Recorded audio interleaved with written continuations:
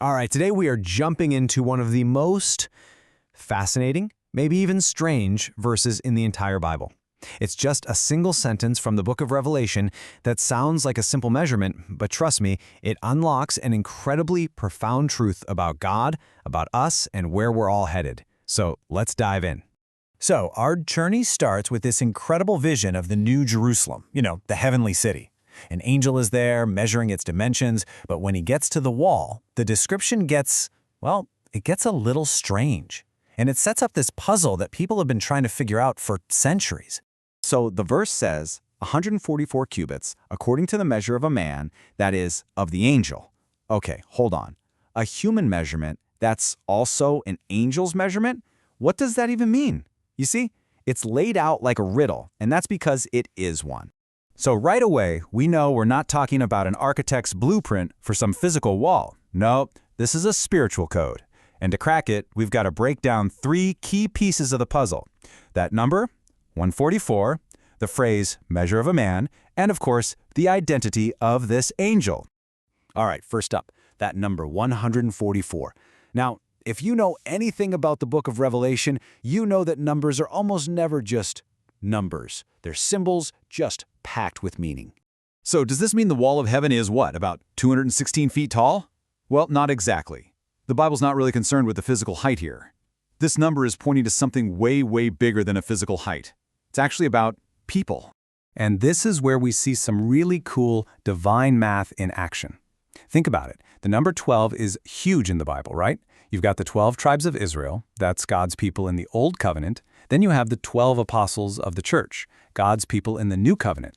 So what happens when you multiply those two together? 12 times 12, you get 144.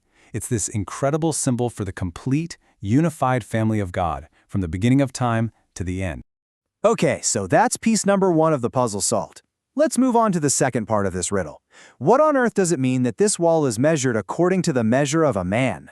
This phrase has this brilliant two-layered meaning. On the surface level, a man's measure was a real thing back then. It was a cubit, the distance from your elbow to your fingertip. It was just a normal, everyday way to measure things. But we're not talking about an everyday context here, are we?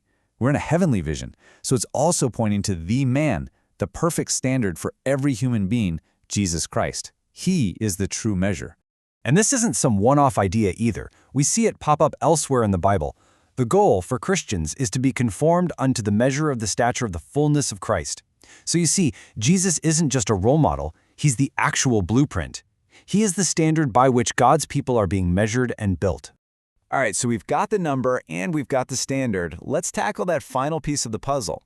That is, of the angel. Who is this angel, and what's the deal with that golden measuring reed he's holding? Okay, so the Greek word for angel is angelos, and it literally just means messenger. So who's the divine messenger that Jesus sent? Well, the New Testament is pretty clear about that. It's the Holy Spirit. The Spirit is the one who testifies about Jesus and does his work in the church. So the angel in this verse, that's the Holy Spirit. He's the one applying this divine standard. And get this, even the measuring tool itself tells a story. This isn't the first time we've seen a reed in the Bible. It actually transforms. It starts as a reed of mockery, the one they stuck in Jesus' hand when he was suffering on the cross. But then, earlier in Revelation, it becomes a reed of authority, used to measure God's temple. And now, finally, here, it's a golden reed. That gold symbolizes the absolute perfection and the resurrection glory of a king. So the tool itself shows Jesus' entire journey, from suffering servant to glorious king. Okay, we've decoded all the symbols. We have the number, the measure, and the messenger. So let's put it all together. Let's see the absolutely stunning picture this one little verse is painting for us. First, what's being measured? It's not brick and mortar, right? We've established that. The wall, built on the apostles' foundation with gates for the tribes, it's a beautiful symbol for the church, the complete, protected body of all of God's people. Second, what's the standard? It's not a physical measuring stick. The measure of a man is the perfect man, Jesus Christ. He's the ultimate standard for what humanity was always meant to be. And third, who's doing the measuring? Not just some random angel. The messenger here is the Holy Spirit, the divine agent, who personally applies the perfect standard of Jesus to the church. And when you put all that together, you get this breathtaking conclusion. Revelation 21:17 isn't a static blueprint. It's a dynamic picture of our spiritual transformation.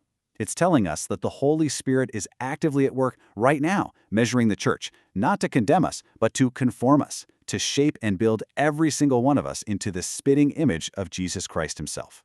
So in the end, this little verse completely shifts our focus. It's not about the geometry of heaven, it's about the shape of a human soul. And it leaves every one of us with a really personal question to think about. What does it mean? What does it look like in your own life to be measured and shaped not by all the standards of the world, but by the perfect, glorious standard of Jesus?